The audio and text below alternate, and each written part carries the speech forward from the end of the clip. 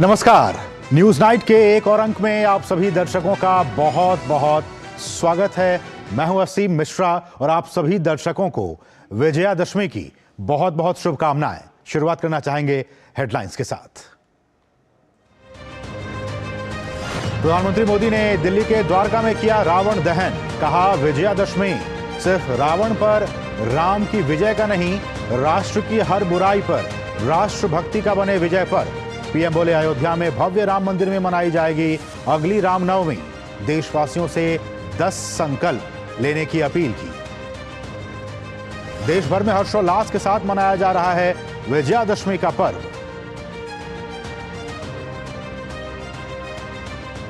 जगह जगह रावण दहन के भव्य कार्यक्रम। राष्ट्रपति द्रौपदी मुर्मू ने दिल्ली के लाल किले पर दशहरा समारोह में लिया हिस्सा। कहा, आज भी मानवता के सामने है कई चुनौतियां, प्रभु श्री राम के आदर्श इनसे निपटने में कर सकते हैं मदद। रक्षा मंत्री राजनाथ सिंह ने अरुणाचल प्रदेश में अग्रिम चौकियों का दौरा कर रक्षा तैयारियों का लिया जायजा। तवांग में सैनिकों के साथ की शस्त्र पूजा। कहा, मौजूदा वैश्विक परिदृश्य में देश के सुरक्षा तंत्र को मजबूत बनाने के अलावा नहीं है कोई विकल्प।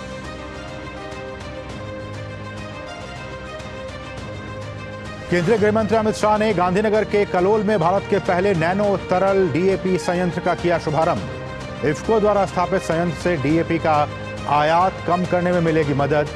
मानसा में खेल परिसर की भी रखी आधारशिला।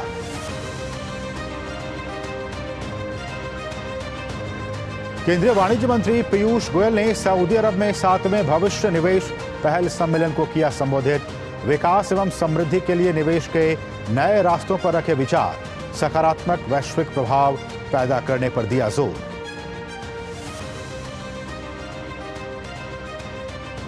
चुनावी राज्यों में और चढ़ा सियासी पारा। मध्य प्रदेश में टिकट बंटवारे के बाद कांग्रेस कार्यकर्ताओं में जबरदस्त नाराजगी। कमलनाथ के घर के बाहर किया हनुमान चालीसा का पाठ। कन्या पूजन पर दिग्विजय सिंह के विवादित बयान से भाजपा नाराज। शिवराज ने बताया घटिया सोच। फ्रांस के राष्ट्रपति की इजरायली प्रधानमंत्री से तेल अवीव में मुलाकात। हमास के खिलाफ वैश्विक गठबंधन का किया आह्वान। गाजा में काम कर रही यूएन एजेंसी के पास खत्म हुआ ईंधन। कल से मानवीय सहायता की आपूर्ति रुकने की आशंका।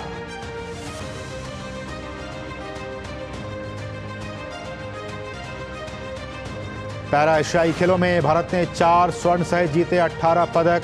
प्राची यादव ने पैरा कैनोई और दीप्ति जीवनजी ने 400 मीटर T20 स्पर्धा में जीता स्वर्ण पदक। शंकरप्पा शरत ने पुरुषों की 5000 मीटर T13 दौड़ में, जबकि नीरज यादव ने डिस्कस थ्रो में दिलाया गोल्ड। पीएम ने दी विजेताओं को बधाई।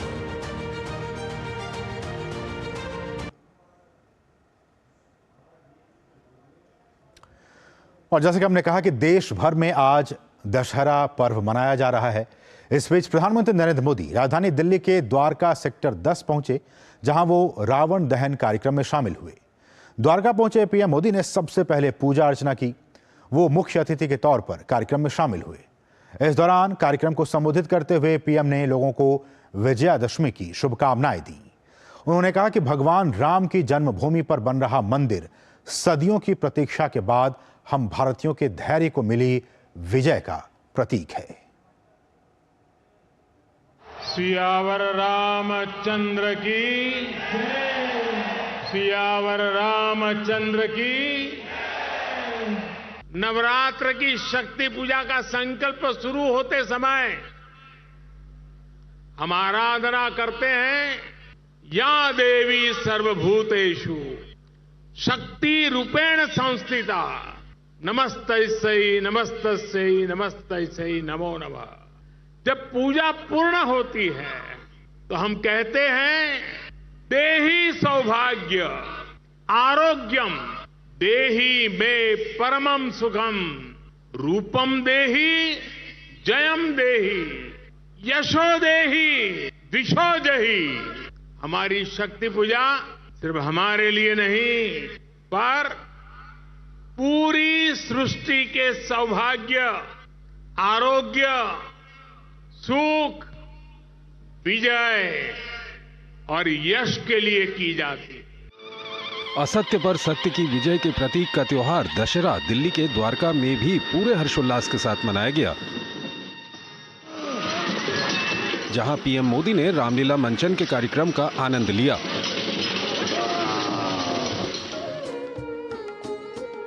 इस अवसर पर रावण, कुंभकर्ण और मेघनाद के पुतलों का दहन भी किया गया। पीएम ने कहा कि राम की विजय का पर्व राष्ट्रभक्ति का पर्व बनना चाहिए।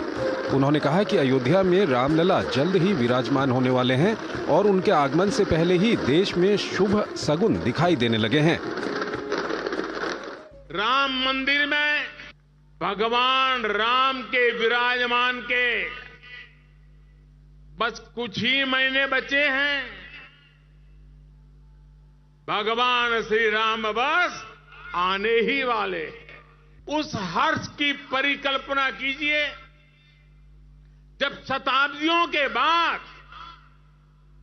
राम मंदिर में भगवान राम की प्रतिमा विराजेगी। जब भगवान राम का आगमन होने ही वाला था तो पूरी अयोध्या में शगुन होने वाला था। तब सभी का मन प्रसन्न होने लगा, पूरा नगर रमणीक बन गया। ऐसे ही शगुन आज हो रहे हैं। पीएम ने कहा कि विजयादशमी के अवसर पर सिर्फ रावण के पुतले का दहन न हो, बल्कि जातिवाद और क्षेत्रवाद की विकृति का भी दहन हो। उन्होंने देशवासियों से आज के समय में ज्यादा सतर्क रहने की बात भी कही। यही वो समय भी है जब भारत को पहले से बहुत सतर्क रहना जरूरी है।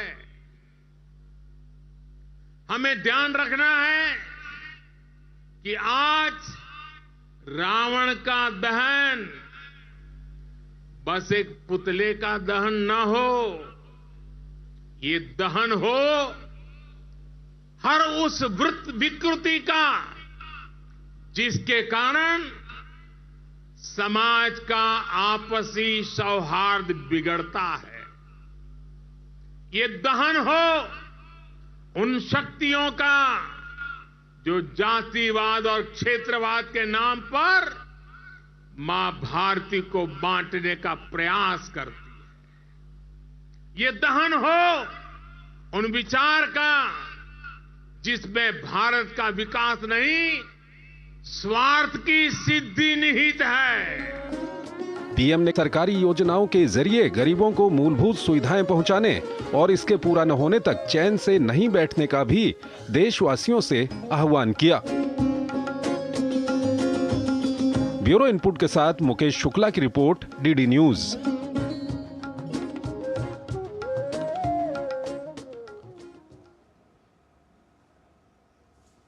और वहीं राष्ट्रपति द्रौपदी मुर्मू दिल्ली के लाल किला में आयोजित दशहरा समारोह में शामिल हुई।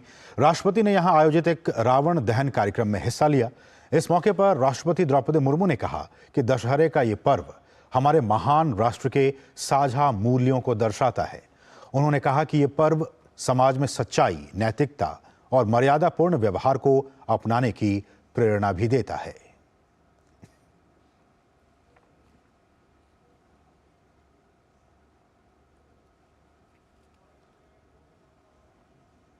देश के अलग अलग भागों में तथा प्रवासी भारतीयों द्वारा विश्व के कई देशों में भी पूरे उत्साह के साथ मनाया जाने वाला ये पर्व हमारे महान राष्ट्र के साझा मूल्यों और संस्कृति को दर्शाता है।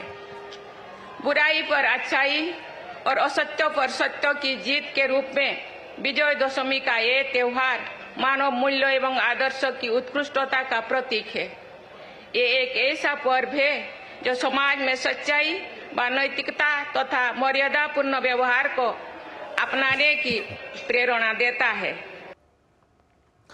राष्ट्रपति ने कहा कि आज भी हम भ्रष्टाचार, असमानता, अशिक्षा, जलवायु परिवर्तन और आतंकवाद रूपी रावण जैसी कई बुराइयों का सामना कर रहे हैं।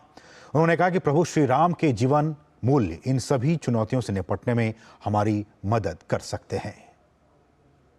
आज भी हम अपने बुराइयों का सामना कर रहे हैं, जो रावण की तरह भ्रष्टाचार, असमानता, अशिक्षा, जलवायु परिवर्तन से लेकर आतंकवाद के रूप में हमारा सामने खड़े हैं। इन चुनौतियों से निपटने में प्रभु श्री राम के आदर्शों और जीवन मूल्यों हमारी मदद कर सकते हैं। जिस प्रकार प्रभु श्री राम ने समाज के हर वर्गों का सहयोग लेकर रावण को हराया था, उसी प्रकार हम सब देशवासी मिलकर वर्तमान समय के रावणों को परास्त कर सकते हैं। और आज पूरे देश में विजयादशमी का पावन पर्व श्रद्धा, परंपरा और उत्साह के साथ मनाया जा रहा है। जहां एक तरफ विश्व प्रसिद्ध मैसूर दशहरे की धूम देखने को मिल रही है, तो वहीं बंगाल में विजयादशमी के मौके पर प्रसिद्ध सिंदूर खेला का आयोजन किया जा रहा है। वहीं केरल में जहां आज विद्यारंभ पावन पर्व मनाया गया, तो वहीं हिमाचल प्रदेश के विश्व प्रसिद्ध कुल्लू दशहरा महोत्सव को देखने देश विदेश के सैलानी पहुंचे हुए हैं।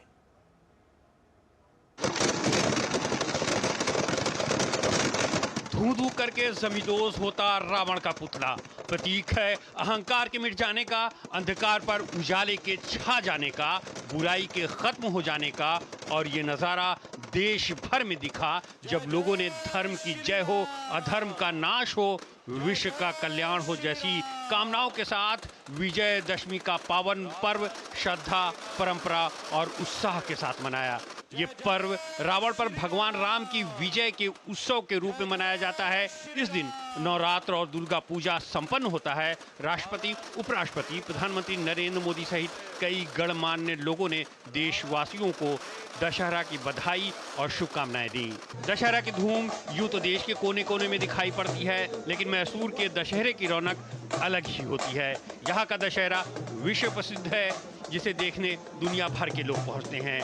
हर साल दशहरे के मौके पर भव्य जुलूस निकाला जाता है। यही छठा और रौनक मंगलवार को भी देखने को मिली। नवरात्र के पहले दिन से शुरू होकर ये पर्व दशहरे तक मनाया जाता है और खासकर मैसूर पैलेस को दुल्हन की तरह सजाया जाता है।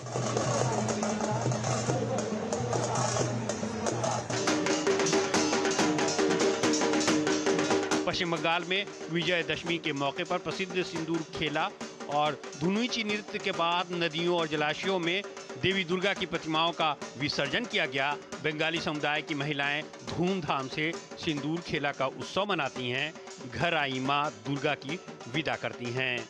विजयदशमी के मौके पर केरल के लोग विद्यारंभम पावन दिन के रूप में मनाते हैं। इस अवसर पर मंदिरों, सामाजिक और धार्मिक संस्थाओं में हजारों बच्चों की पढ़ाई लिखाई का शुभारंभ कराए जाने की परंपरा है। परिवार के बड़े सदस्य या समाज के प्रतिष्ठित व्यक्ति बच्चों को चावल या रेत से अक्षर लिखना सिखाते हैं। इस अवसर पर राज्यपाल आरिफ मोहम्मद खान ने बच्चों को अक्षर लिखना सिखाया।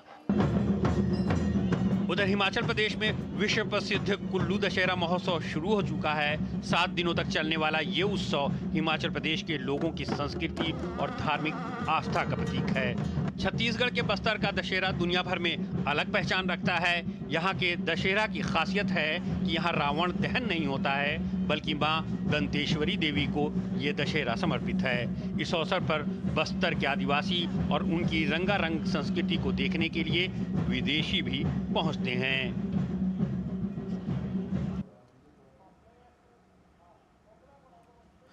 और विजयादशमी के मौके पर रक्षा मंत्री राजनाथ सिंह ने अरुणाचल प्रदेश के तवांग में शस्त्र पूजन किया और चीन के साथ सीमा के पास रणनीतिक रूप से महत्वपूर्ण क्षेत्र में सेना के जवानों के साथ दशहरा पर्व मनाया।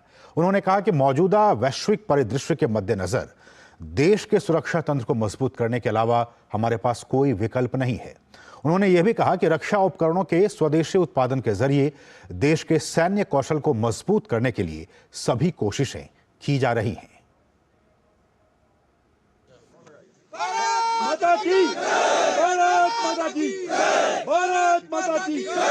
असत्य पर सत्य की विजय, दशहरे का पावन अवसर। इस उत्सव की खुशी बांटने के लिए रक्षा मंत्री राजनाथ सिंह जवानों के बीच अरुणाचल प्रदेश के तवांग पहुंचे। राजनाथ सिंह ने अरुणाचल प्रदेश में अग्रिम चौकियों का दौरा कर सशस्त्र बलों की परिचालन संबंधी तैयारियों का जायजा लिया। रक्षा मंत्री दशहरे के मौके पर आयोजित विशेष प्रार्थना में भी शामिल हुए। साथ ही उन्होंने शस्त्र पूजन भी किया।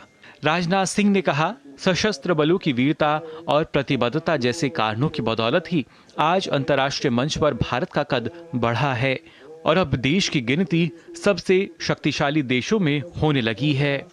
एक स्वाभिमान की भावना आपके अंदर होती है, वही एक जज्बा पैदा करती है। चाहे भले ही हमारी जान चली जाए, लेकिन हमारे देश की सीमा सुरक्षित रहनी चाहिए। और इसी स्वाभिमान की भावना के कारण ही भारत आजाद हुआ और उसी स्वाभिमान की भावना के कारण ही भारत की सीमाएं सुरक्षित रहेंगी। और आपने सीमाओं को सुरक्षित बना रखा है, इसी कारण भारत की अंतर्राष्ट्रीय जगत में प्रतिष्ठा बड़ी तेजी के साथ बढ़ रही है। राजनाथ सिंह ने जोर देकर कहा कि मौजूदा वैश्विक परिदृश्य के मद्देनजर देश के सुरक्षा तंत्र को मजबूत करने के अलावा कोई विकल्प नहीं है। उन्होंने कहा, रक्षा उपकरणों के स्वदेशी उत्पादन के माध्यम से सरकार द्वारा देश की सैन्य शक्ति को मजबूत बनाने के हर संभव प्रयास किए जा रहे हैं। लोग ये मानने लगे हैं कि अब आर्थिक दृष्टि से भारत सशक्त हो रहा है और साथ ही साथ सैन्य शक्ति के मामले में भी भारत की ताकत बढ़ी है। पहले हम दुनिया के दूसरे देशों से हथियार इंपोर्ट करते थे, लगभग सारे के सारे हथियार हम इंपोर्ट करते थे। आज आपको जानकर खुशी होगी, आज हम 20,000 करोड़ रुपए से ज्यादा का एक्सपोर्ट कर रहे हैं। आज सारे वेपन्स भारत की धरती पर बन रहे हैं और भारतवासियों के हाथों से बन रहे हैं। Make in India. और बाहर के जो लोग भी बनाने वाले हैं, टेक्नोलॉजी, हम कहते हैं कि आप अपनी टेक्नोलॉजी लेकर आइए, बनाना है तो भारत की धरती पर बनाइए। भारतवासियों का भी हाथ उसमें लगेगा। आत्मनिर्भर भारत बनाने की दिशा में हमारे प्रधानमंत्री जी के नेतृत्व में यह देश तेजी के साथ आगे बढ़ रहा है। तवांग युद्ध स्मारक का भी दौरा कर 1962 के युद्ध में अपने प्राणों की आहुति देने वाले वीर जवानों को राजनाथ सिंह ने पुष्पांजलि और श्रद्धांजलि अर्पित की। राजनाथ सिंह ने असम के तेजपुर में 4 कोर मुख्यालयों का दौरा भी किया। रक्षा मंत्री को LAC पर बुनियादी ढांचे के विकास और अग्रिम मोर्चे पर तैनात सैनिकों की परिचालन दक्षता बढ़ाने के लिए अत्याधुनिक सैन्य उपकरणों और प्रौद्योगिकी के उपयोग के बारे में जानकारी दी गई। उन्होंने चुनौतीपूर्ण परिस्थितियों में कोर के सभी रैंकों द्वारा किए जा रहे उत्कृष्ट कार्य और उपयोगी सेवाओं की सराहना की। Bureau report, DD news. और यहाँ रुकें एक बहुत ही छोटे से ब्रेक के लिए। आप देखते रहिए DD न्यूज।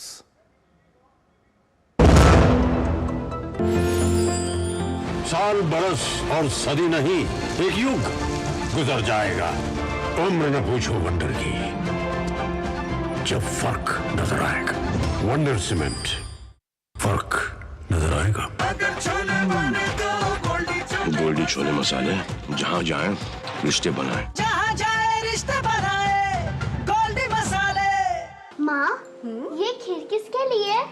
आज तेरे दादाजी का जन्मदिन है, उनके लिए। तो मैं दादाजी को क्या दूँ? अपना मोबाइल फोन देना। ये क्या कर रही है? दादाजी के लिए आयुष्मान कार्ड बना रही हूँ। घर बैठे? हाँ। आयुष्मान ऐप पर जाकर अपना या परिवार के सदस्य का नाम लाभार्थी सूची में ढूंढे, आधार, OTP या फेस ऑथ द्वारा ऑथेंटिकेट करें, डिटेल्स भरें। अब मोबाइल से फोटो खींचकर अपलोड करें। दादाजी, ये लीजिए अपना आयुष्मान कार्ड। ये उपहार तो जीवन भर काम आएगा। और एक प्रकार से PM जय अब गरीबों की जय बन गई है। 5 लाख तक के मुफ्त उपचार की गारंटी, स्वास्थ्य का वरदान आयुष्मान।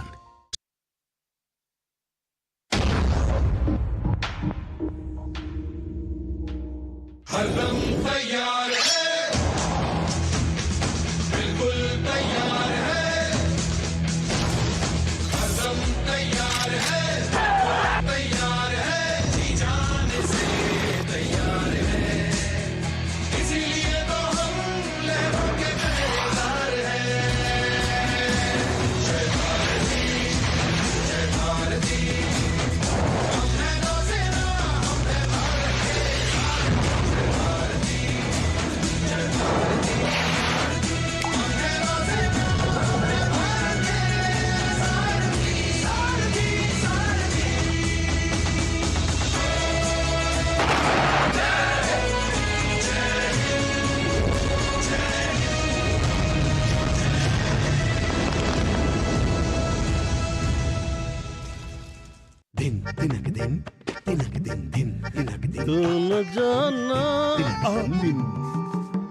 अरे गोविंदा जी, आप यहाँ? हाँ बबुआ, हम यहाँ। पर तुम क्या छुपा रहे हो वहाँ? कुछ भी तो नहीं। जब दांत खाज की खुजली पे ना हो काबू तो उसे गमछे से नहीं छुपाते बाबू। तो फिर उसे भगाए कैसे? जालिम लोशन लगाकर दांत खाज की खुजली एक्जिमा जड़ से निकाले। अभी खरीदे जालिम लोशन। और ब्रेक के बाद आपका फिर से स्वागत है। और आज हम इसी विषय पर, जैसा कि आपने देखा, आपने सुना, प्रधानमंत्री अब से कुछ देर पहले ही जो विजयादशमी का पर्व और उसमें उन्होंने कार्यक्रम को संबोधित किया। उन्होंने कहा कि राष्ट्र की जो हर बुराई है उस पर राष्ट्रभक्ति की विजय हो। तो आज हम इसी विषय पर चर्चा करने वाले हैं। हमारा विशेष भी आज का यही है कि राष्ट्र की हर बुराई पर राष्ट्रभक्ति की विजय हो। और प्रधानमंत्री ने और भी बहुत सारे अहम बातें कही हैं। इसके क्या कुछ है मायने आज की परिस्थितियों में, आज के कंसर्न में, हम इस पर चर्चा करेंगे, खास चर्चा करेंगे। इस वक्त हमारे साथ दो बहुत ही खास मेहमान इस कार्यक्रम में, इस चर्चा में जुड़ चुके हैं। हमारे साथ हैं वरिष्ठ पत्रकार प्रफुल्ल केतकर जी, और साथ ही साथ हमारे साथ प्रफुल्ल जी, आपका बहुत बहुत स्वागत है इस खास कार्यक्रम में। और साथ ही साथ हमारे साथ दूसरे खास मेहमान हैं सेवानिवृत्त लेफ्टिनेंट जनरल संजय कुलकर्णी जी। संजय जी, आपका भी बहुत बहुत स्वागत है। और आप दोनों ही मेहमानों को विजयादशमी की हम पूरे डीडी न्यूज़ परिवार की तरफ से बहुत बहुत शुभकामनाएं। शुरुआत प्रफुल्ल जी मैं आपसे करना चाहूँगा। और बहुत ही महत्वपूर्ण बातें प्रधानमंत्री जब आज संबोधित कर रहे थे कार्यक्रम को, उन्होंने ये कहा कि देखिए, एक तरफ तो हम गीता भी जानते हैं, गीता का ज्ञान भी जानते हैं, और दूसरी तरफ हम INS विक्रांत की बात हो या फिर तेजस की बात हो, उसके निर्माण को भी हम जानते हैं। एक तरफ धर्म को भी हम आत्मसात कर चलते हैं, दूसरी तरफ तकनीक को भी। इस पर आपकी प्रतिक्रिया? जी असीम, आपको, पूरे डीडी न्यूज के परिवार को, आपके सारे दर्शकों को भी विजयादशमी की बहुत बहुत शुभकामनाएं। असीम, मुझे लगता है आज दो महत्वपूर्ण भाषण हुए। सुबह डॉक्टर मोहन भागवत जी का सरसंघचालक, उन्होंने विजयादशमी का उद्बोधन दिया, और अभी प्रधानमंत्री ने जब वो द्वारका में रामलीला में पहुंचे तो वहां पे उन्होंने अपना भाषण दिया। बहुत साम्य है। एक तो जो भारत का गौरव बढ़ रहा है, भारत की स्वीकार्यता बढ़ रही है, भारत से अपेक्षा बढ़ रही है जी। जैसे प्रधानमंत्री जी ने उल्लेख किया चांद्रयान का, और उसके 2 महीने पूरे हुए हैं, तो एक तरफ उसका भी उल्लेख किया। दूसरी तरफ चाहे G20 का तो हम अभी भी भारत के जिस तरह से आयोजन रहा उसका ये सुन रहे हैं। भारत की जो पूरा सुरक्षा को लेकर जिस तरह से आज रक्षा मंत्री भी अरुणाचल में पहुंचे, तो वो भी अपनी, तो हम एक तरफ शस्त्र पूजा करते हैं और शास्त्र की भी पूजा करते हैं, साथ साथ हम शास्त्रों के साथ भी चलते हैं। और हमारे शास्त्र हमें शस्त्रों का उपयोग जो है कैसे किया जाए, वो सत्य की रक्षा के लिए, धर्म की रक्षा के लिए, किसी पर अन्याय करने के लिए नहीं सिखाते। मुझे लगता है कि आज जो देशभक्ति का संदेश और आने वाले 25 वर्ष के लिए हमारे कौन से 10 संकल्प होने चाहिए, इसका संदेश जो प्रधानमंत्री ने आज विजयादशमी के उपलक्ष्य में दिया है, तो ये विजय केवल व्यक्तिगत नहीं है। व्यक्तिगत रूप में तो उन्होंने कहा है कि पर्यावरण की रक्षा के लिए, योग के लिए, खेलों के लिए हम अपने व्यक्तिगत स्तर पर क्या करें, लेकिन उसके साथ साथ उसके पीछे की राष्ट्रीय भावना को भी ध्यान में रखें। मुझे लगता है कि व्यक्ति का विकास और उसके साथ साथ राष्ट्र का विकास, तभी हम विकसित राष्ट्र के रूप में दुनिया को कुछ योगदान दे पाएंगे। ऐसा सीधा मैसेज आज विजयादशमी के दिन दिख रहा है। बिल्कुल, बहुत ही महत्वपूर्ण बात है। लेकिन संजय कुलकर्णी जी, जब राजनाथ सिंह आज तवांग में थे, उन्होंने बहुत ही महत्वपूर्ण बयान दिया। उन्होंने ये कहा कि आज जो वैश्विक परिस्थितियां बन रही हैं, उसको देखते हुए भारत की जो सुरक्षा तंत्र है उसको मजबूत करना लाजमी है, और इसके अलावा हमारे पास और कोई विकल्प नहीं है। कैसे देखते हैं उनके इस बयान को? बिल्कुल असीम, बिल्कुल सही कहा उन्होंने, क्योंकि वो इस बात को बार बार कह रहे थे कि अगर आज भारत की शक्ति है, अगर आज भारत का पूरा विश्व में एक स्थान है, तो उसके लिए जो जिस प्रकार से सेना अपना योगदान दे रही है, उसके लिए वो बहुत आभारी है। और वो बार बार कह रहे थे कि अगर आप देश की सुरक्षा नहीं करेंगे, तो जिस प्रकार से भारत की वो प्रगति, भारत का वो स्थान जो आज पूरे विश्व में है, उसके लिए हम सबको जो योग्यता है उसके लिए वो काफी, मैं कहूंगा कि जवानों को बार बार प्रोत्साहित करने की बात कर रहे थे।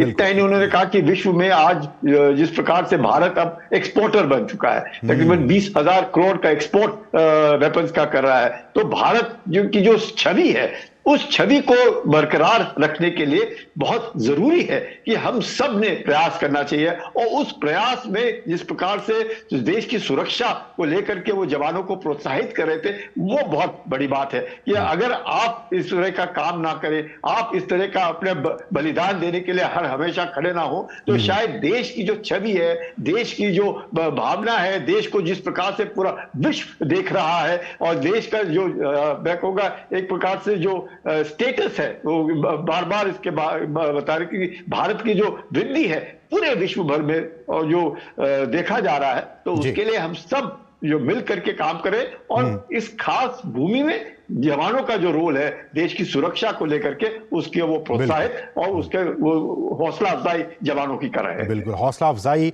और खासकर ऐसे मौके पर रक्षा मंत्री का जवानों के बीच जाना एक बहुत बड़ा संदेश उनकी हौसला अफजाई के लिए होता है।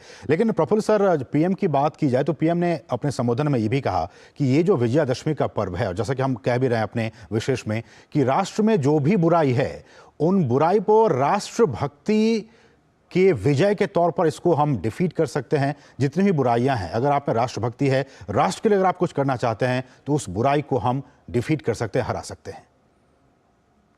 जी असीम, ऐसा है कि प्रधानमंत्री जी ने जैसे बात की कि हम केवल मदर ऑफ डेमोक्रेसी नहीं, बिगेस्ट डेमोक्रेसी नहीं, एक क्रेडिबल डेमोक्रेसी के रूप में, एक विश्वस्त लोकतंत्र के रूप में विश्व में स्वीकार्यता बढ़ रही है। लेकिन उसके साथ साथ हम देख रहे हैं, चाहे देश के अंदर हो, चाहे देश के बाहर हो, चाहे मीडिया के माध्यम से हो, चाहे और अन्य माध्यम से हो, छोटी घटनाओं को बड़ा करना, समाज में विभेद पैदा करना, जाति के आधार पर, पंथ के आधार पर हिंसा को उकसाने वाले बयान देना, सीमावर्ती क्षेत्र में जैसे मणिपुर के संदर्भ में हमने देखा तो किस तरह से अशांति फैले और भारत की छवि किस तरह से धूमिल हो, इसके लिए प्रयास करना। तो मैं इसको एक तरफ कॉशन के रूप में देखता हूं, एक चेतावनी है कि हम विश्व में अच्छा कर रहे हैं, बहुत क्षेत्रों में हम आगे कदम बढ़ा रहे हैं, लेकिन फिर भी हमको इस देश विरोधी ताकतों से सतर्क रहना है। लेकिन उसके साथ साथ जैसे हम देखते हैं कि आज भी चाहे प्रादेशिकतावाद हो, चाहे जातिवाद हो, चाहे परिवारवाद हो, चाहे अन्य तरह के सरकारी कामों में, खास करके हम देखते हैं जो स्थानीय प्रशासन है उसमें अभी भी हमको ये साफ साफ दिखाई देता है कि डिलीवरी लास्ट मैन तक करने में, जहां पे सेंटर ये डिजिटल माध्यम से कर रहा है वहां पे तो हम पहुंचा रहे हैं, लेकिन प्रधानमंत्री जी ने जैसे कहा कि एक भी लाभार्थी हमारे जो टारगेट ग्रुप है वो हमसे ना छूटे, तो वो एक समाज का भी दायित्व बनता है। तो मुझे लगता है कि ये कलेक्टिव जो ओनरशिप है, लोकतंत्र का एक प्रमुख आधार है, केवल सरकार केंद्रित व्यवस्था नहीं हो सकती, समाज को अपनी भूमिका निभानी पड़ती है। बिल्कुल। और एक तरह से इन बुराइयों को लड़ने के लिए समाज का साथ आज इस विजयादशमी के उपलक्ष्य में प्रधानमंत्री जी ने मांगा है। बिल्कुल। ऐसे में संजय सर, आखिरी सवाल ये कि जिस तरह से भारत का जो रक्षा परिदृश्य है वो बीते 9 सालों में जिस तरह से हमने उसको ग्लोबल फोरम पे पेश किया है, लगातार उसमें हम मजबूत होते जा रहे हैं। ऐसे में आने वाले वर्षों में, प्रधानमंत्री ने भी जिक्र किया, रक्षा मंत्री ने भी जिक्र किया, आने वाले वर्षों में भारत रक्षा के क्षेत्र में अपने आप को कहां पाएगा? मुझे लगता है अमंग्स द टॉप 5। कारण जिस प्रकार से हम टेक्नोलॉजी ले रहे हैं, जिस तरीके से हम टेक्नोलॉजी एब्जॉर्ब कर पा रहे हैं, जिस प्रकार से हम डिफेंस कॉरिडोर्स बना रहे हैं, जिस प्रकार से हम प्राइवेट इन्वेस्टमेंट को और एनकरेज करने की कोशिश कर रहे हैं, जिस प्रकार से हम लोग अपने क्वालिटी, जिसको प्रधानमंत्री ने भी बार बार कहा कि हम जो कुछ भी बनाए क्वालिटी के तौर पर बनाए, और उसके मद्देनजर जिस प्रकार से रक्षा मंत्री ने भी कहा कि हम टेक्नोलॉजी एब्जॉर्ब कर रहे हैं, हम अपने यहाँ पे लोगों को प्रोत्साहित कर रहे हैं, इन्वेस्टमेंट ले रहे हैं, तो मुझे लगता है कि जिस प्रकार से Bharat is going all out, और वो जो ऑल आउट प्रोसेस है इन टर्म्स ऑफ क्वालिटी, वो डिपेंड करेगा और वही एक तरीके से अपने को यकीन करेगा कि हम लोग टॉप 5 में हैं। अभी we were one of the greatest importer, अब इंपोर्टर से हम धीरे धीरे खिसकते हैं, तीसरे चौथे इंपोर्टर हो रहे हैं। अब धीरे धीरे करके जो हम 10th या 11th एक्सपोर्टर हैं, वहां से उठ करके 4th और 5th एक्सपोर्टर ऑफ वेपन्स हो जाएंगे। इसी से पता लगता है कि भारत के अंदर जो आत्मनिर्भरता है, टेक्नोलॉजी एब्जॉर्प्शन की काबिलियत है, जिस प्रकार से हम क्वालिटी प्रोडक्ट्स बनाने की हमारे में क्षमता है, उस सब के मद्देनजर मुझे लगता है रक्षा मंत्री का खास मकसद यही था कि देश में जवानों को प्रोत्साहित करना, दशहरे में उनके बीच जाना, शस्त्र पूजन करना, उनके बीच में जाना, बुमला में जाकर के चीन को एक तरीके से मैं कहूँगा मैसेजिंग भी है कि आप अगर उस तरफ है तो हम लोग भी तैयार हैं इस तरफ, ऐसी कोई बात नहीं है। तो ये जो सब और ये सारी चीज इसलिए भी संभव हो पाई है कि जो हमारा नेतृत्व है वो काफी मजबूत है, डिटरमिन नेतृत्व है, और वो जो भी फैसला लेता है उसके बहुत ही दूरगामी परिणाम होते हैं, और भारत देश लगातार उनके नेतृत्व में आगे बढ़ता जा रहा है। समय इतना ही, बहुत बहुत शुक्रिया संजय कुलकर्णी सर, आपका बहुत बहुत शुक्रिया हमारे साथ जुड़ने के लिए, और प्रफुल्ल केतकर जी आपका भी बहुत बहुत शुक्रिया। आप दोनों ही मेहमानों का हमारे साथ जुड़ने के लिए बहुत बहुत शुक्रिया। बढ़ेंगे आगे और यहाँ रुकेंगे एक बहुत ही छोटे से ब्रेक के लिए। आप देखते रहिए डीडी न्यूज। साल बरस और सदी नहीं, एक युग गुजर जाएगा। उम्र न पूछो वंडर की, जब फर्क नजर आएगा। वंडर सीमेंट, फर्क नजर आएगा। हमारे हर निर्णय, हमारे हर दिशा, उसका एक ही मानदंड है, नेशन फर्स्ट, राष्ट्र प्रथम। आयकर के रूप में दिया हमारा योगदान कर रहा है नव भारत का निर्माण। देश को ले जा रहा है नई ऊंचाइयों पर, नए कीर्तिमानों की ओर। आइए राष्ट्र प्रथम के इस संकल्प को अपने कर्तव्य से और मजबूत करें। सभी टैक्स डिडक्टर्स ध्यान दें, 30 सितंबर 2023 को समाप्त हुई तिमाही के लिए 31 अक्टूबर 2023 तक अपना TDS विवरण अवश्य ई-फाइल करें। 200 रुपए प्रतिदिन की लेट फीस और 1 लाख रुपए तक के जुर्माने से बचने के लिए समय पर अपनी TDS विवरणी ई-फाइल करें। अधिक जानकारी के लिए incometax.gov.in पर जाएं। प्रत्येक आयकर दाता एक राष्ट्र निर्माता। हो बिजनेस बढ़ाना, गुड़िया को पढ़ाना, या मिसेस के साथ वेकेशन, लो मुथूट फाइनेंस गोल्ड लोन, भरोसा इंडिया। मुथूट फाइनेंस भारत का नंबर 1 सबसे भरोसेमंद financial services brand. Gold loan के लिए अभी कॉल करें 1-800-313-1212। गोल्डी छोले मसाले, जहाँ जाए रिश्ते बनाए, जहाँ जाए रिश्ते बनाए, गोल्डी मसाले। और ब्रेक के बाद आपका फिर से स्वागत है। हर साल की तरह इस बार भी विजयादशमी के मौके पर नागपुर में RSS के सदस्यों ने पथ संचलन का आयोजन किया। इस मौके पर RSS प्रमुख मोहन भागवत भी मौजूद थे। गायक शंकर महादेवन RSS विजयादशमी उत्सव में मुख्य अतिथि के तौर पर शामिल हुए। इस मौके पर मोहन भागवत ने कहा कि वैश्विक पटल पर देश की ताकत बढ़ती जा रही है। उन्होंने ये भी कहा कि देश हर क्षेत्र में तेजी से आगे बढ़ रहा है। राष्ट्रीय स्वयंसेवक संघ ने मंगलवार को विजयदशमी के मौके पर नागपुर में दशहरा रैली का आयोजन किया। इस दौरान संघ के सदस्यों द्वारा पथ संचलन का भी आयोजन किया गया। कार्यक्रम में सरसंघ चालक डॉक्टर मोहन भागवत समेत सैकड़ों पदाधिकारी और स्वयंसेवक मौजूद रहे। कार्यक्रम में प्रसिद्ध संगीतकार और गायक शंकर महादेवन मुख्य अतिथि के तौर पर शामिल हुए। इस अवसर पर सरसंघ चालक ने वैश्विक पटल पर देश की बढ़ती ताकत को सराहा। मोहन भागवत ने कहा कि देश हर क्षेत्र में तेजी से आगे बढ़ रहा है। हमारा देश सब क्षेत्रों में आगे बढ़ रहा है, ये हम देख रहे हैं। आर्थिक स्थिति भी हमारी, हम 5वें नंबर पर 10वें से ऊपर उठकर आ गए इकोनॉमी।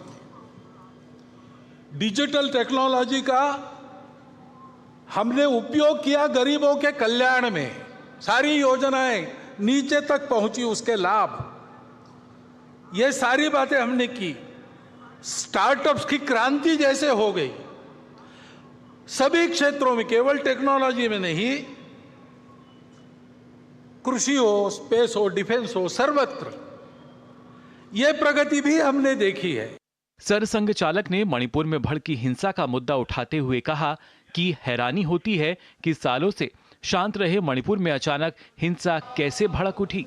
उन्होंने सवाल पूछा कि इसमें कहीं बाहरी ताकतें तो नहीं शामिल थीं। मणिपुर की परिस्थिति को लेके अभी शांत हो रही है, लेकिन ये आपस में झगड़ा कैसे हुआ? बहुत वर्षों से वहां मणिपुरी मैतेई और मणिपुरी कुकियों से अचानक कैसे झगड़ा हुआ? सीमा लगत क्षेत्र है वो भारत का, वहां पर ऐसा होना, वहां पर अलगाव की बातें खड़ी होना, वहां पर ऐसे आपस में झगड़े होना, इससे किसका फायदा है? बाहर की शक्तियों का भी फायदा है। कार्यक्रम में अतिथि के रूप में उपस्थित प्रसिद्ध संगीतकार और गायक शंकर महादेवन ने कहा कि राष्ट्रीय स्वयंसेवक संघ हर समय देश सेवा के लिए तत्पर रहता है। कोई भी आप धुन लेंगे तो उसके पीछे साइलेंटली खड़े हैं उसके सरगम, जो एक गीत को जान देती है और वो गीत को गीत बनाता है। जब मैं स्वयंसेवक को देखता हूँ, वो देश में कोई भी घटना हो, कोई भी प्रॉब्लम हो, कोई भी ओकेजन हो, जब ज़रूरत है वो भी पीछे खड़े होके साइलेंटली अपने देश के लिए काम करते हैं। अगर हम कहेंगे कि हमारा देश एक गीत है, तो हमारे जो स्वयंसेवक हैं वो उसके पीछे के सरगम हैं जो गीत को जान देते हैं। राष्ट्रीय स्वयंसेवक सरसंघ चालक मोहन भागवत ने विजयदशमी उत्सव के अवसर पर शस्त्र पूजा की। राष्ट्रीय स्वयंसेवक संघ विजयदशमी को अपने स्थापना दिवस के तौर पर भी मनाता है। मोहन भागवत ने डॉक्टर हेडगेवार को पुष्पांजलि भी अर्पित की। कार्यक्रम में शंकर महादेवन ने मां सरस्वती पर एक श्लोक भी गाया। कार्यक्रम में महाराष्ट्र के उप मुख्यमंत्री देवेंद्र फडणवीस और केंद्रीय मंत्री नितिन गडकरी भी मौजूद रहे। Bureau report, DD news. और विजयादशमी का त्योहार श्रीलंका के कोलंबो में भी धार्मिक श्रद्धा और उल्लास के साथ मनाया जा रहा है। कोलंबो में भारतीय सांस्कृतिक संघ ने स्वामी विवेकानंद सांस्कृतिक केंद्र के साथ मिलकर उत्सव का आयोजन किया। नवरात्र और दुर्गा पूजा के समापन के इस अवसर पर बड़ी संख्या में श्रद्धालुओं ने पूजा और आरती में हिस्सा लिया। इसके बाद सिंदूर खेला का भी आयोजन किया गया।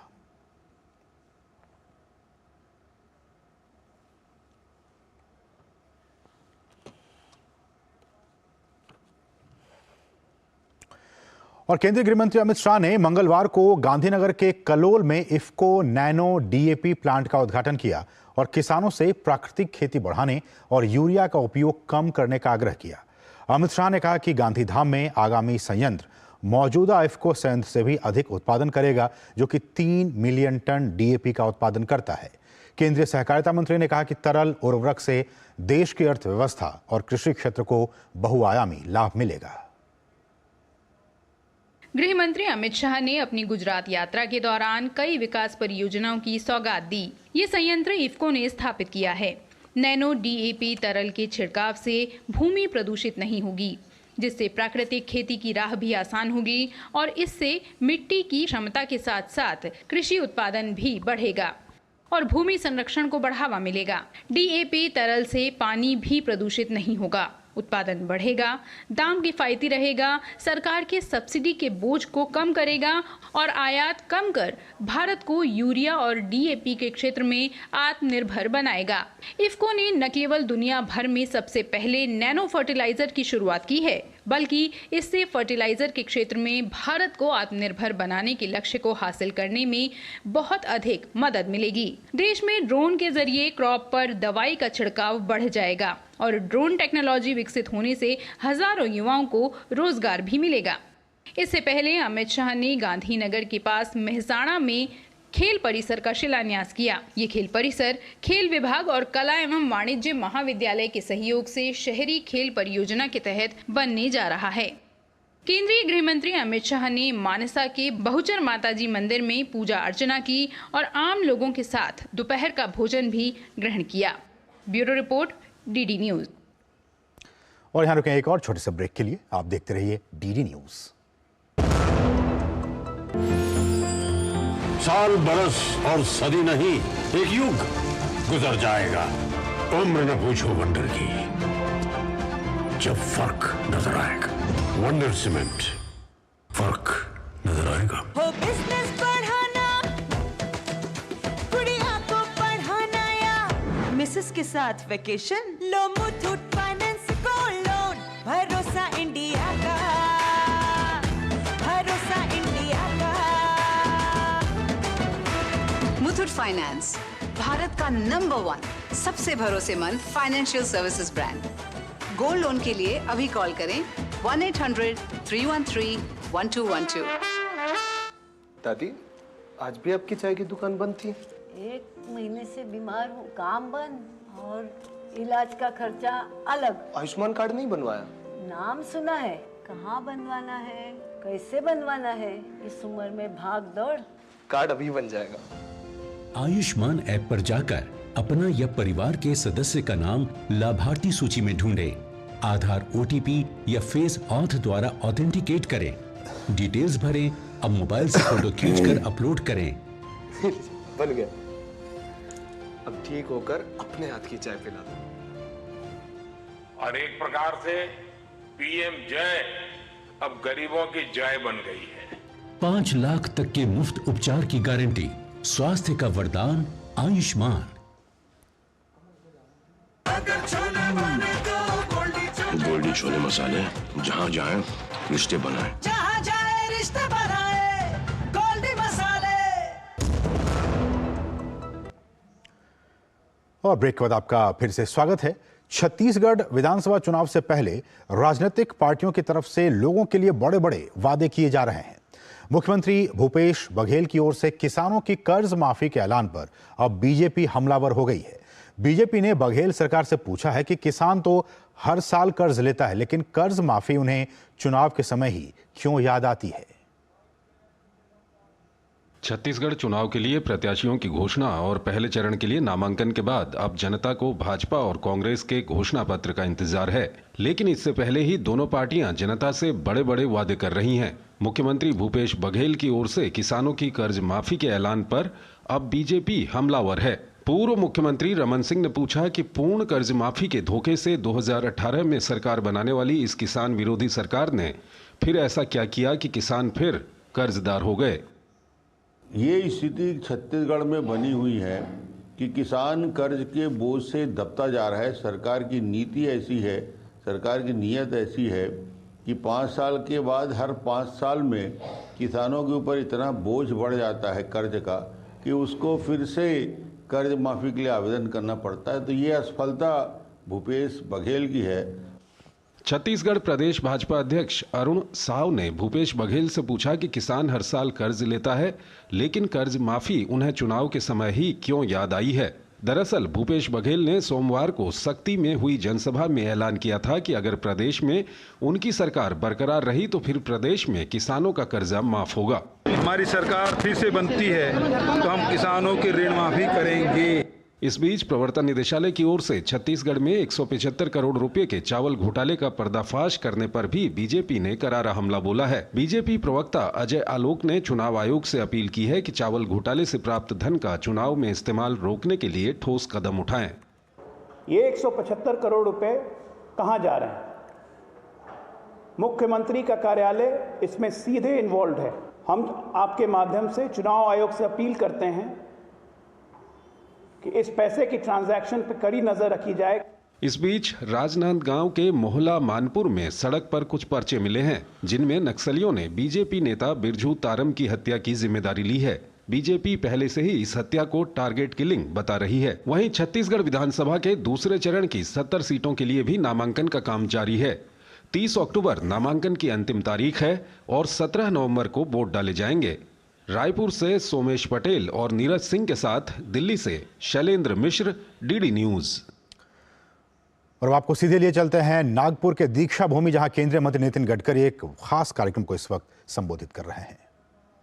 विशेष रूप से वह हर बार दीक्षा भूमि के कार्यक्रम के लिए और दीक्षा भूमि के विकास के लिए उनके साथ अनेक लोग कार्यरत रहते थे। मैं जब पालक मंत्री था तो गवई साहब के आग्रह के कारण ही ये काम अधूरा पड़ा था। स्तूप का महाराष्ट्र सरकार का अनुदान 40 करोड़ रुपए रुका था, काफ़ी अड़चने थी। वो अनुदान का मार्ग भी क्लियर हुआ और देवेंद्र जी महापौर थे उस समय। मैंने अपने डिपार्टमेंट PW डिपार्टमेंट की ओर से ये compound wall, stainless steel pipe का रेलिंग, यहाँ का पानी लाना, यहाँ पेड़ लगाना और इस कार्य को पूरा कार्य करने का सौभाग्य मुझे मिला। मुझे और एक बात की खुशी है कि भगवान गौतम बुद्ध का विचार पूरे विश्व के कल्याण का विषय है। विश्व शांति के लिए आज की जो लड़ाइयाँ हो रही है उसमें विशेष रूप से हम सबको भगवान गौतम बुद्ध का स्मरण करना चाहिए। उनका जन्म हिंदुस्तान में हुआ था और देश का रोड ट्रांसपोर्ट मंत्री होने के नाते 22,000 करोड़ रुपए की एक बुद्ध सर्किट की योजना तैयार करने का सौभाग्य मुझे मिला। योजना शुरू भी हुई, पूरी भी हुई। पटना, गया, सारनाथ, श्रावस्ती, कपिलवास्तु, लुम्बिनी, मुशीनगर, वैशाली, नालंदा, राजगीर से बोधनगर तक, बोध गया, और ऐसा ये बुद्ध सर्किट का 22,000 करोड़ का काम पूरा हुआ है। ये भी मेरे जीवन का मेरा बहुत बड़ा सौभाग्य है कि मुझे कार्य करने का मौका मिला। आज मुझे इस बात की खुशी है कि बाबा साहब ने दिया हुआ संविधान स्वातंत्र्य, समता और बंधुत्व का संदेश देने वाला है। कोई भी व्यक्ति उसकी जात, पंथ, धर्म, भाषा और सेक्स से बड़ा नहीं होता, उसके गुणों से बड़ा होता है। इस समाज की छुआछूत, अस्पृश्यता और जातीयता और सांप्रदायिकता समूल नष्ट करके मानवता के आधार पर भगवान गौतम बुद्ध जी ने जो विचार हमको दिए हैं उसके आधार पर आगे हमको जाने की प्रेरणा इस दीक्षा भूमि से मिलती है। मैं थाईलैंड में भी गया था और भगवान गौतम बुद्ध जी के अनेक विचारों को किताबों के रूप में पढ़ने का मौका मुझे मिला। उन्होंने दिए हुए पंचशील के तत्व, उन्होंने बताया हुआ जीवन का मार्ग, उन्होंने दिया हुआ विश्व शांति का मिशन के रूप में संदेश, इसका आज अनुकरण करने की विश्व में आवश्यकता है। और मुझे इस बात का अभिमान है कि हमारा भारत ये भगवान गौतम बुद्ध की भूमि है। हमारा इतिहास, हमारी संस्कृति, हमारी विरासत और हमारी सांस्कृतिक विचारधारा और विरासत पूरे विश्व का आकर्षण का केंद्र बनी हुई है। और ऐसे समय पे भगवान गौतम बुद्ध जी के विचारों का संदेश बाबा साहेब अंबेडकर जी ने इसी दी 67वां यह धम्म चक्र प्रवर्तन दिन है। बाबा साहब ने भगवान गौतम बुद्ध के आशीर्वाद से धर्म की दीक्षा यहाँ ली और उस विचारों के अनुरूप उन्होंने समाज को बनाने की कोशिश की। उसी विचारों के अनुरूप उन्होंने हमको संविधान दिया और इसलिए भारत रत्न बाबा साहब अंबेडकर जी का हमारे राष्ट्र के निर्माण में बहुत बड़ा योगदान है। भगवान गौतम बुद्ध की विचारधारा, बाबा साहब ने दिया हुआ संविधान, ये भविष्य के लिए हमारे लिए बहुत प्रेरणादायी है। मुझे बहुत खुशी हुई कि इतिहास जो आज का होता है वो भूतकाल हो जाता है, भविष्य की पता लोगों को नहीं होता। तो अभी आप ये सीधी तस्वीरें देख रहे थे नागपुर से, नागपुर के दीक्षा भूमि से, जहां केंद्रीय मंत्री नितिन गडकरी एक बहुत ही खास कार्यक्रम को संबोधित कर रहे थे। बढ़ेंगे आगे और यहां रुकेंगे एक बहुत ही छोटे से ब्रेक के लिए। आप देखते रहिए डीडी न्यूज। साल, बरस और सदी नहीं, एक युग गुजर जाएगा। उम्र न पूछो वंडर की, जब फर्क नजर आएगा। वंडर सीमेंट, फर्क नजर आएगा। गोल्डी छोले मसाले, जहाँ जाए रिश्ते बनाए, जहाँ जाए रिश्ते बनाए, गोल्डी मसाले। हमारे हर निर्णय, हमारे हर दिशा, उसका एक ही मानदंड है, नेशन फर्स्ट, राष्ट्र प्रथम। आयकर के रूप में दिया हमारा योगदान कर रहा है नव भारत का निर्माण। देश को ले जा रहा है नई ऊंचाइयों पर, नए कीर्तिमानों की ओर। आइए राष्ट्र प्रथम के इस संकल्प को अपने कर्तव्य से और मजबूत करें। सभी टैक्स डिडक्टर्स ध्यान दें, 30 सितंबर 2023 को समाप्त हुई तिमाही के लिए 31 अक्टूबर 2023 तक अपना TDS विवरण अवश्य ई-फाइल करें। 200 रुपए प्रतिदिन की लेट फीस और 1 लाख रुपए तक के जुर्माने से बचने के लिए समय पर अपनी TDS विवरणी ई-फाइल करें। अधिक जानकारी के लिए incometax.gov.in पर जाएं। प्रत्येक आयकर दाता एक राष्ट्र निर्माता। हो बिजनेस बढ़ाना, गुड़िया को पढ़ाना या मिसेस के साथ वेकेशन, लो मुथूट फाइनेंस फाइनेंस, भारत का नंबर 1 सबसे भरोसेमंद financial services brand. Gold loan के लिए अभी कॉल करें 1-800-313-1212।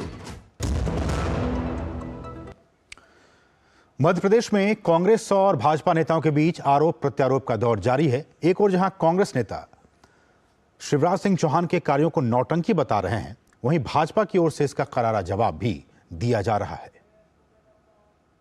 मध्य प्रदेश में चुनाव प्रचार के बीच दिग्गज नेताओं की बयानबाजी का सिलसिला थमने का नाम नहीं ले रहा है। अब कन्या पूजन को लेकर कांग्रेस नेता दिग्विजय सिंह के विवादित बयान पर सियासत गरमा गई है। कन्या पूजन को नौटंकी बताने पर मुख्यमंत्री शिवराज सिंह चौहान ने कांग्रेस सांसद दिग्विजय सिंह को करारा जवाब दिया है। उन्होंने कहा कि सनातन और शिवराज का विरोध करते करते दिग्विजय सिंह इतने निचले स्तर पर पहुंच गए हैं कि उन्हें बेटियों के सम्मान से भी तकलीफ होने लगी है। बेटियों की पूजा को आप नाटक नौटंकी कहते हैं। आप जैसी घटिया सोच वाले बेटी की पूजा और बेटियों का सम्मान सहन नहीं कर पाते। नवमी के दिन मुख्यमंत्री शिवराज सिंह चौहान ने अपने आवास पर कन्या पूजन किया था। इसे लेकर सवाल किए जाने पर दिग्विजय सिंह ने कहा था कि ये सब उनकी नौटंकी है। मुख्यमंत्री की तो बात मत करो, इससे बड़ा मैं समझता हूं कि झूठा और नाटक नौटंकी वाला करने वाला मुख्यमंत्री व्यक्ति मैंने नहीं देखा। मध्य प्रदेश में विजयदशमी के दिन कांग्रेस को ग्वालियर अंचल में करारा झटका लगा। विजयादशमी के दिन 3 कांग्रेस नेताओं आशा दोहरे, अनीता जैन और राकेश जैन ने केंद्रीय मंत्री और बीजेपी नेता ज्योतिरादित्य सिंधिया की मौजूदगी में बीजेपी की सदस्यता ली। आप दिग्विजय सिंह जी को कभी सीरियसली लेते हैं? इस बीच प्रदेश में टिकट बंटवारे को लेकर कांग्रेस में असंतोष बढ़ता जा रहा है। कांग्रेस कार्यकर्ताओं ने भोपाल में कमलनाथ के घर के बाहर हनुमान चालीसा का पाठ किया। उन्होंने हुजूर सीट पर घोषित प्रत्याशी के नाम पर पुनर्विचार की भी मांग की। ऐसे व्यक्ति को टिकट दे दिया जो खुद वेंटिलेटर पर पड़ा हुआ है। अगर कांग्रेस के पूरे कार्यकर्ता जान फूंक देंगे तो भी वो चुनाव जीतने की स्थिति में नहीं है। दूसरी ओर राजस्थान में कृषि मंत्री लालचंद कटारिया का अपनी पढ़ाई को लेकर झूठा शपथ पत्र देने का मामला गर्माता जा रहा है। कटारिया ने साल 2003 के विधानसभा चुनाव में आमेर विधानसभा क्षेत्र से भरे नामांकन पत्र में खुद को उत्तर प्रदेश में रायबरेली के इंटर कॉलेज से 12वीं कक्षा पास बताया था, जबकि साल 2008 के विधानसभा चुनाव में झोटवाड़ा सीट से भरे नामांकन पत्र में उन्होंने खुद को 10वीं कक्षा पास बताया था। उधर रायबरेली के जिस कॉलेज से कटारिया ने शिक्षा ग्रहण करना बताया है, उस कॉलेज ने लालचंद कटारिया नाम के किसी भी छात्र के अपने यहाँ पढ़ने से इनकार कर दिया है। Bureau report, DD news. केंद्रीय वाणिज्य मंत्री पीयूष गोयल ने सऊदी अरब में 7वें भविष्य निवेश पहल सम्मेलन के पहले सत्र को संबोधित किया। उन्होंने सम्मेलन में विकास एवं समृद्धि के लिए निवेश के नए रास्तों पर अपने विचार रखे। पीयूष गोयल ने सकारात्मक वैश्विक प्रभाव पैदा करने पर जोर दिया है। अपने दौरे के दौरान पीयूष गोयल ने विश्व बैंक के अध्यक्ष अजय बांगा से मुलाकात की। पीयूष गोयल ने अपने सोशल मीडिया पोस्ट में बांगा से मुलाकात की तस्वीरें साझा की।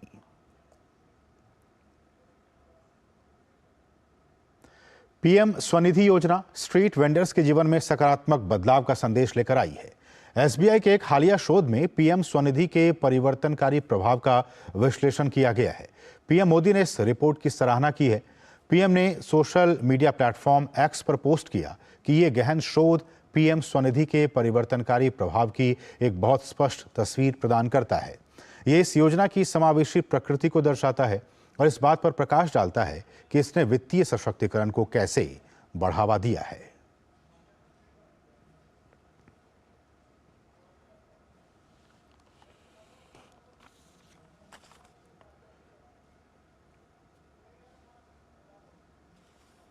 कुछ अंतर्राष्ट्रीय खबरें। फ्रांस के राष्ट्रपति इमैनुअल मैक्रों ने मंगलवार को इजरायल के प्रति अपनी एकजुटता दिखाने वहां का दौरा किया। उन्होंने वहां हमास के हमले से प्रभावित फ्रांसीसी परिवारों और इजरायल के राष्ट्रपति इस्साक हरजोग से भी मुलाकात की। इजरायली राष्ट्रपति ने मैक्रों को उनकी इस यात्रा के लिए धन्यवाद कहा।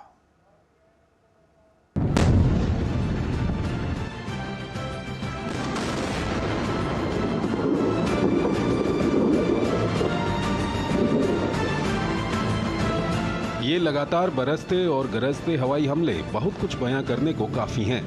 गजा में जारी हर एक हमला इजराइल की उस कार्रवाई का बदला है जो 7 अक्टूबर को आतंकी संगठन हमास की मिसाइलों से शुरू हुआ था। लेकिन 18 दिन बीत जाने के बाद ये हमलों का दौर थमता नजर नहीं आ रहा है। हमास के आतंकी हमले के बाद शुरू हुई इजराइल की जवाबी कार्रवाई में अब तक हजारों जानें जा चुकी हैं। इस बीच इजराइल ने गजा पर हवाई हमलों में तेजी ला दी है। हमास की आतंकवादी गतिविधियों को खत्म करने के लिए सेना ने बड़े लेवल पर अभियान चलाया हुआ है। आईडीएफ ने पिछले 24 घंटे में 400 से अधिक आतंकवादी ठिकानों को निशाना बनाया है। हमारे जवान मैदान में तैयार और दृढ़ हैं। उन्हें बस हमले के आदेश का इंतजार है। अभी लंबी लड़ाई हमारे सामने है। हम सबसे उपयुक्त समय और आला कमान के निर्देश के मुताबिक आगे की कार्रवाई को अंजाम देंगे। इजराइल की सेना संघर्ष के अगले कदम के लिए पूरी तरह से तैयार है। गजा सीमा पर योजनाबद्ध आक्रमण के लिए इजरायली सेना जुट गई है। इजराइल के रक्षा मंत्री योव गैलेंट ने इजराइल की दक्षिणी सीमा के तटों का दौरा किया और अशदोद नौसेना बेस का भी दौरा किया। ऑपरेशन के लिए सेना तैयारी जारी रखे। जल्द ही जमीनी युद्ध का समन आएगा। हम अगले चरण के लिए पूरी तरह से तैयारी कर रहे हैं। इजराइल के हमले के जवाब में हमास ने भी गजा सीमा से दक्षिणी इजराइल की तरफ कई रॉकेट दागे। हमास ने दावा किया है कि उसकी सेना दक्षिणी गजा के खान यूनिस में बख्तरबंद फोर्स के साथ मिलकर लड़ रही है। हमास का कहना है कि उनके लड़ाकों ने इजरायली सेना के कई हथियारों को नष्ट कर दिया है। वहीं दूसरे मोर्चे पर संघर्ष की आग इजराइल लेबनान सीमा पर भी भड़की हुई है। इजराइल ने लेबनान सीमा में हिजबुल्लाह से जुड़े ठिकानों पर हवाई हमले किए हैं। वहीं हिजबुल्लाह ने भी इजराइल के खिलाफ हमलों को अंजाम देने का दावा किया है और कहा कि आईडीएफ को हमलों से भारी नुकसान पहुंचा है। हम सीमा पार हिजबुल्लाह के हमले देख रहे हैं। इजराइल भी उन हमलों का जवाब दे रहा है। संघर्ष के गाजा से उत्तर दक्षिणी लेबनान तक बढ़ने की संभावना को लेकर चिंतित है। हम इस क्षेत्र में इजराइल के प्रति शत्रुता रखने वाले किसी भी व्यक्ति को अपना संदेश स्पष्ट रूप से देना जारी रखेंगे। वहीं इजराइल की पुलिस और खुफिया एजेंसी ने पकड़े गए हमास बंदूकधारियों से पूछताछ के फुटेज जारी किए जो कि 7 अक्टूबर को हमले में शामिल थे। इजराइल हमास संघर्ष हर गुजरते दिन के साथ और भीषण होता दिखाई दे रहा है। तो इसके साथ ही न्यूज नाइट के आज के संग बस इतना है, लेकिन जाने से पहले आपको दिखाते हैं हम पैरा एशियन गेम से जुड़ी कुछ अहम खबरें। आप इन खबरों को देखिए और हमें दीजिए अनुमति। नमस्कार। चीन में चल रहे एशियन पैरा गेम्स में आज दिन की शुरुआत पैरा कैनोई में स्वर्ण और कांस्य पदक के साथ हुई। भारत की प्राची यादव ने महिलाओं के कैनोई के L2 इवेंट में स्वर्ण पदक अपने नाम कर लिया। एशियन पैरा खेलों में प्राची का ये दूसरा पदक है। एशियाई पैरा खेलों में ही भारत के मनीष कौरव ने पैरा कैनोई में रजत पदक अपने नाम किया। मनीष ने मेंस के L3 फाइनल इवेंट में कांस्य पदक पर कब्जा जमाया। अजय कुमार ने पुरुषों की 400 मीटर T64 स्पर्धा में रजत पदक अपने नाम कर लिया है। अजय कुमार ने रजत पदक के लिए 54.85 सेकंड का वक्त लिया। भारत के टॉप एथलीट एकता भयान ने महिलाओं के क्लब थ्रो स्पर्धा में कांस्य पदक जीत लिया है। एकता भयान ने 21.66 मीटर थ्रो के साथ कांस्य पदक पर अपना कब्जा जमाया। कैनोई में ही भारत के गजेंद्र सिंह ने कांस्य पदक अपने नाम करने में सफलता पाई। गजेंद्र सिंह ने पुरुषों के VL2 इवेंट में भारत के लिए कांस्य पदक हासिल किया। दीप्ति जीवन जी ने महिलाओं की 400 मीटर T20 स्पर्धा में 56.69 सेकंड के शानदार समय के साथ नया एशियाई पैरा रिकॉर्ड और गेम्स रिकॉर्ड स्थापित करते हुए भारत के लिए स्वर्ण पदक जीता। भारत के सिमरन वत्स ने महिलाओं की 100 मीटर T12 स्पर्धा में 12.68 सेकंड की शानदार टाइमिंग के साथ रजत पदक हासिल किया। भारत के पैरा एथलीट मकानहल्ली शंकरप्पा शरत ने पुरुषों के 5000 मीटर T13 दौड़ में शानदार प्रदर्शन करते हुए स्वर्ण पदक हासिल किया। भारत के शॉटपुट पैरा खिलाड़ी रवि रोंगाली ने पुरुषों की F40 स्पर्धा में रजत पदक जीतने में सफलता पाई है। रवि ने 9.92 मीटर थ्रो के साथ ही पदक अपने नाम किया। निशानेबाजी में पुरुषों की 10 मीटर एयर पिस्टल SH1 स्पर्धा में भारत ने 2 पदक जीतने में सफलता पाई है। रुद्रांश खंडेलवाल ने रजत पदक जबकि मनीष नरवाल ने कांस्य पदक जीता। डिस्कस थ्रो में नीरज यादव ने 38.56 मीटर थ्रो के एरिया रिकॉर्ड के साथ स्वर्ण पदक, योगेश कथुनिया ने 42.13 मीटर के साथ रजत पदक जीता। वहीं मुथुराजा ने पुरुषों के डिस्कस थ्रो में 35.06 मीटर थ्रो के F54/55-56 इवेंट फाइनल में कांस्य पदक जीता। पुरुषों के 1500 मीटर T46 फाइनल में पैराएथलीट प्रमोद ने 4 मिनट 9.25 सेकंड के समय के साथ रजत पदक अपने नाम किया। वहीं हमवतन राकेश बेहरा 4 मिनट 11 सेकंड के समय के साथ तीसरे स्थान पर रहे, जिन्हें कांस्य पदक से संतोष करना पड़ा। पैरा एशियाई खेलों में भारत के लिए दूसरे दिन का समापन शानदार तरीके से हुआ है। पैरा पावर लिफ्टिंग में पुरुषों के 65 किलोग्राम भार वर्ग में अशोक ने कांस्य पदक पर अपना कब्जा जमाया। Sports desk, DD news.